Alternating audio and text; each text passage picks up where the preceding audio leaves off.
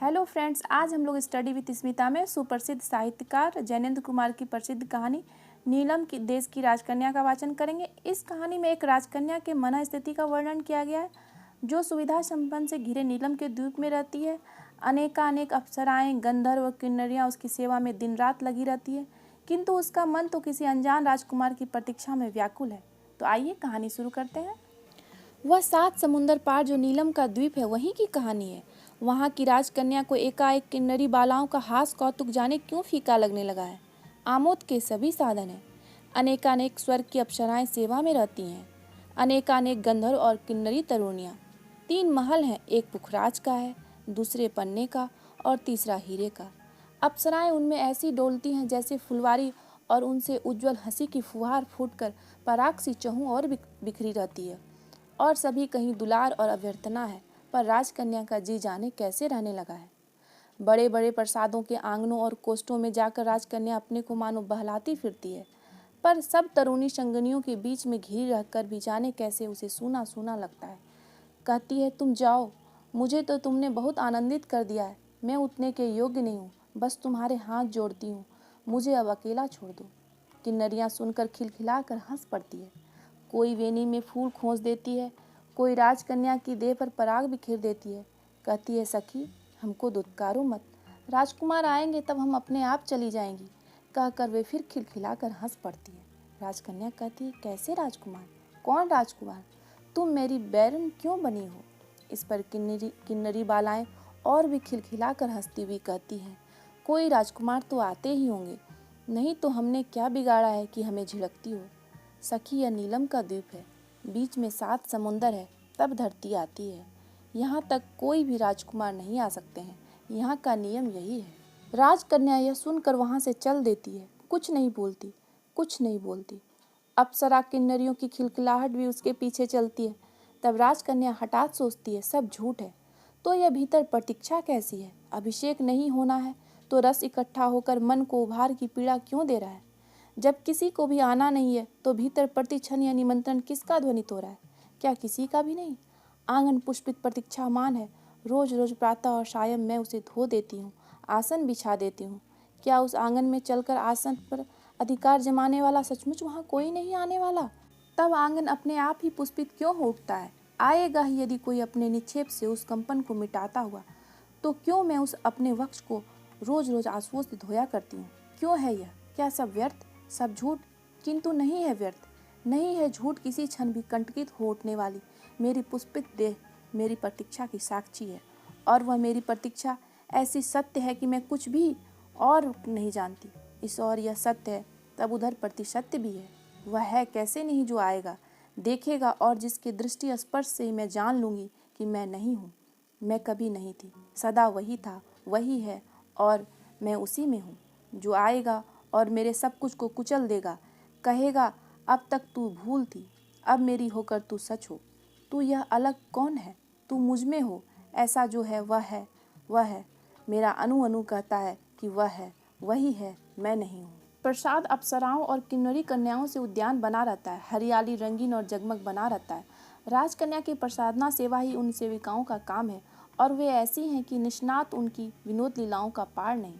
राजकन्या के चारों ओर पुष्पहार के समान वे ऐसी गुथी रहती है कि अवकाश कहीं से भी संधि पाकर राजकन्या के पास नहीं आ सके। क्या पता उस अवकाश संधि में से फिर कोई प्रश्न, कोई अभाव, कोई अवसाद ही झांकने लग जाए। पर एक अभाव तो झांकने लगा ही है, बाहर से नहीं, वह तो भीतर से ही झांक उठा है। राजकन्या कुछ चाहने लगी, कुछ वह की जाने क्या। किन्नरी कन्याएं यह देख सोच में पड़ गई, उनसे क्या असावधानी हुई? क्या उन्होंने राजकन्या की मन को कभी एक क्षण का भी अवकाश दिया है? अपने प्रभु वैभवशाली इंद्र की आज्ञा पर जो राजकन्या की सेवा में नियोजित है, सो क्या उन्होंने अपने कर्तव्य में तनिक भी त्रुटि की है? फिर यह राजकन्या में कैसे लक्षण दिखने लगे हैं? और वे किन्नरी बालाएं अत्यधिक तत्परता से राजकन्या के जी बहलाने में लगी है। बोली, आओ राजकन्या खेलें। राजकन्या ने फीकी मुस्कुराहट से कहा, खेलोगी? अच्छा खेलो। किन्नरियाँ बोली, राजकन्या तुम यह कैसे बोलती हो? पहले हमसे ऐसे पराये भाव से नहीं बोलती थी, तुम्हारा मन कैसा हो गया है? हमसे उदास क्यों रहती हो? राजकन्या ने कहा, नहीं नहीं सखियों, मैं कहती तो हूँ, आओ खेलें। किन्नरियों ने विषन्न भाव से कहा, राजकन्या हम जानते हैं कि तुम्हारा चित्त हमसे उदास है, हमसे ऐसी क्या भूल हुई है। राजकन्या उन सबके गले मिल मिल कर कहने लगी, नहीं नहीं सखियों, ऐसी बात मत कहो, हम सब बचपन की संगिनी हैं, तुम्हारे बिना मैं क्या हूँ। चित्त कभी उदास हो जाता है, सो जाने क्यों, पर मैं तो तुम लोगों से अलग नहीं हूँ, तुम्हारी हूँ। किन्नरियों ने कहा, तुम अब हमारी नहीं रह गई हो राजकन्या, तुम अकेली होती जा रही हो। अकेली? अकेलापन तो हाँ, मुझे कुछ कुछ लगता है, मैं क्या करूँ, पर अब मैं ऐसी नहीं रहूँगी, अकेलापन मुझसे सहा नहीं जाता। किन्नरियों ने कहा कि राजकन्या, अब हमारे खेलने का अंत आ गया दिखता है, जैसा भाग, किंतु राजकन्या दोस्त तो हमारा कोई नहीं है। इस पर राजकन्या ने सबको एक एक कर अपनी छाती से लगाकर कहा, नहीं सखियों, मैं खूब खेलूँगी, खूब खेलूँगी। कभी कभी मेरा चित्त बुरा हो आता है, तब तुम यह मत समझो मुझे क्लेश नहीं आता, मन पर उस वक्त बड़ा बोझ रहता है, पर अब मैं खुलकर खूब खेला करूँगी, सच खूब खेला करूँगी। अरे अरे राजकन्या, तू कैसी बात करती है, तू खूब खेला करेगी, तू क्या भला खेलेगी। तेरे भीतर इस पुष्पित आंगन में किनारे से लगा जो आसन बिछा है और जो वहाँ एक का की बाट जो रही है, वह क्या झूठ है। तू जानती है वही तेरा सच है, फिर क्या तू खेल में उसे पूरी तरह बिखेर देकर निबट रहना चाहती है। पगली, यह चाहती है तो करके देख। पर और राजकन्या क्या सचमुच खूब खूब खेलती रह सकी, पर खिलौनों से कब तक कोई अपने आप को बहला सकता है। अगले दिन कहाँ गई वे किन्नरियाँ, अप्सराएं, गंधर्व बालाएं। पुखराज के उस बड़े बड़े महल के बड़े बड़े आंगनों और कोष्ठों में राजकन्या भाग भाग कर देख आई। कहाँ गई वे सखियाँ, कहाँ गई वे मन की परियाँ, कहीं भी तो कोई नहीं दिखता। क्या वे सपना थी, माया थी। पन्नों का महल वह देख आई, हीरे का भी देख आई, कहीं कोई नहीं, कहीं कोई नहीं। यहाँ से वहाँ, वहाँ से यहाँ भटक कर उसने देखा, कहीं कोई नहीं, कहीं कोई नहीं। फूल हैं तो फीके हैं, पराग है तो बिखरा है, जो सूना है। आई तुम कहाँ गई हो सखियों, मुझे छोड़ तुम कहाँ गई। दूर पास उसका प्रश्न टकराने लगा, तुम सच्ची नहीं थी क्या सखियों, फिर मुझे छोड़ क्यों गई। और वह उस टकराहट के जवाब में भीतर मानो ध्वनित प्रतिध्वनित होता हुआ संबोधन भी सुनने लगी, ओ राजकन्या, तुम अकेली कब नहीं थी, जो अब अकेली न रहो। हमसे तुम जब तक बहली तब तक मैं थी। तुमने अपना अकेलापन संभाला और मैं जिस लायक थी उस लायक रह गई। राजकन्या, तुम्हारा अकेलापन तुम्हारा है, इसे वही लेगा जो इसके लिए है। राजकन्या कहना चाहने लगी, नहीं नहीं नहीं, अब मैं अकेली नहीं रहूँगी, तुम सब आ जाओ, मैं बस खेलती रहूँगी, खेलती रहूँगी। पर अपने ही उत्तर में वह सुनने लगी, यह झूठ है राजकन्या, तू वह नहीं है, तू खेल नहीं है, तू उनसे अकेली है। यद्यपि अंत तक उस अकेलापन छल है। पल बीते, दिन बीते, मास बीते। राजकन्या अपने पुखराज पन्ने और हीरे के महलों के बड़े बड़े आंगन और कोष्ठों में घूम घूम कर परखने लगे कि वह एक है, अकेली है, कहीं कोई नहीं है, कहीं कोई नहीं है। महल जितने बड़े हैं उतने ही वीरान हैं। हवा उनमें साए साए करती हुई निकल जाती है। समुंदर का जल सीढ़ियों पर पछाड़ खाता रहता है। पक्षी आकर ऊपर ही ऊपर उड़ जाते हैं। बादल जहाँ तहाँ भागते रहते हैं। आसमान गुंबद सा नीला नीला निर्विकार खड़ा रहता है और राजकन्या पाती है उसका कोई नहीं है, कोई नहीं। वह अपनी ही है, लेकिन क्या वह अपनी ही है। बीतते पलों के बीच काल स्थिरता से देख रहा है। राजकन्या के मन के भीतर निमंत्रण अहिर्निश झंकार दे रहा है। यद्यपि बाहर सब मौन है, वह मंत्र की निरुत्तर जागृत ध्वनि ही उसका सहारा है, नहीं तो एकदम शब्द शून्य है, सब व्यर्थ है। उसके भीतर जो प्रतीक्षा है वही है सब निश्चरता के बीच सार सत्य। जब प्रतीक्षा है सत्य, तो वह सत्य कैसा जिसकी प्रतीक्षा हो। जब प्रतीक्षा मैं कर रही हूँ तो प्रतीक्षा को समाप्त कर देना या उससे असमाप्त रखने वाला भी है।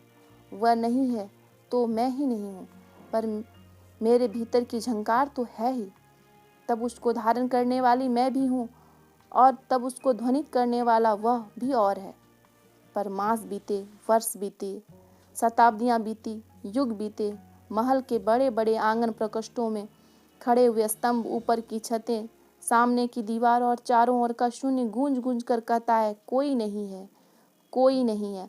अरे ओ राजकन्या, बस काल है जो बीतने का नाम है, काल है जो मौत का भी नाम है। अरे राजकन्या, बस कहीं और कुछ नहीं है। पर राजकन्या के भीतर तो अहरह एक मंत्रोच्चार की ध्वनि हो रही है। उसे इनकार करे तो कैसे करे। नहीं कर सकती, नहीं कर सकती। इसमें काल को चुनौती मिलती है तो भी क्या, वह है, वह है। नहीं तो मैं किसके लिए हूँ? अपनी प्रतीक्षा के लिए मैं हूँ और मेरी प्रतीक्षा उसके लिए है। हवा सन सन करके उसके कानों में से भाग जाती। समुंदर का हाहाकार चेतना को दबोच लेना चाहता है। काल आकर उसके सब कुछ को मानो रौंदते हुए उसके ऊपर से जाकर भी नहीं जाता। वह भागता हुआ भी उसके ऊपर डटा खड़ा है। राजकन्या को लगता है मानो एक अट्ठास कह रहा हो कि ओ राजकन्या देख, चारों ओर सब खोखला है कि नहीं। अरे ओ कुछ नहीं है, कुछ नहीं है। तेरे मन के भीतर का राग एक रोग है।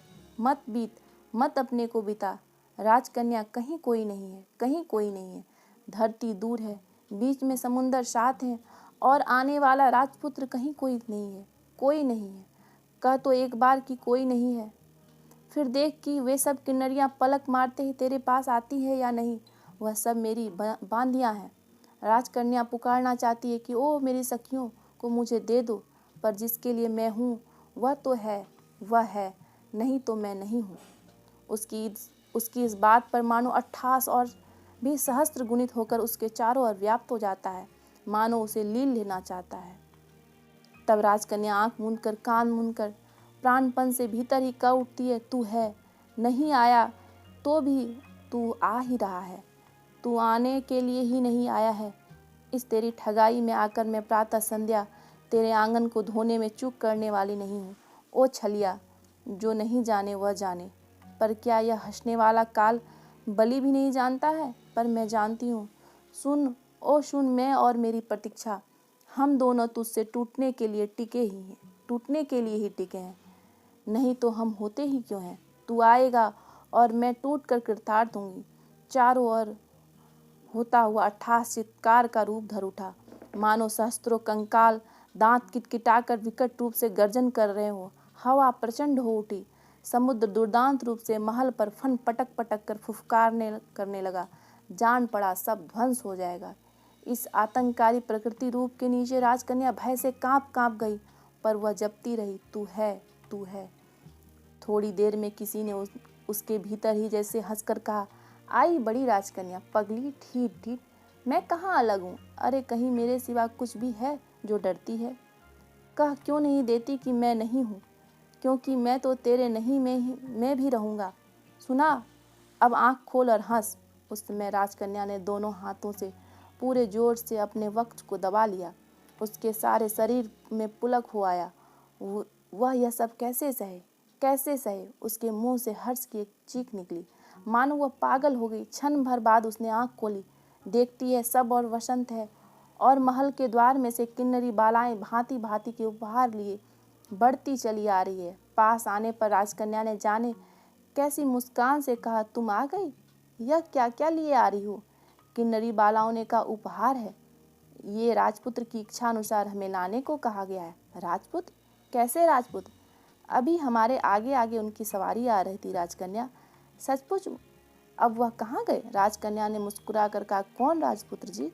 एक तो आए थे, उनको मैंने कैद में डाल दिया। अब वह उपद्रव नहीं करेंगे। हमारे द्वीप में उनका क्या काम? क्यों सखियों? इसके बाद राजकन्या उठकर अपनी किन्नरी सखियों के साथ एक एक से गले मिली। अनंतर वह हर प्रकार की क्रीड़ा में मग्न भाव से भाग लेने लगी और फिर अवसाद उसके पास नहीं आया। आपको मेरा यह वीडियो कैसा लगा कमेंट करके ज़रूर बताइएगा। नेक्स्ट वीडियो में मैं नीलम देश की राजकन्या से संबंधित ऑब्जेक्टिव टाइप क्वेश्चन आंसर जितने बनते हैं वो लेकर आऊँगी। Thanks for watching study with Smita.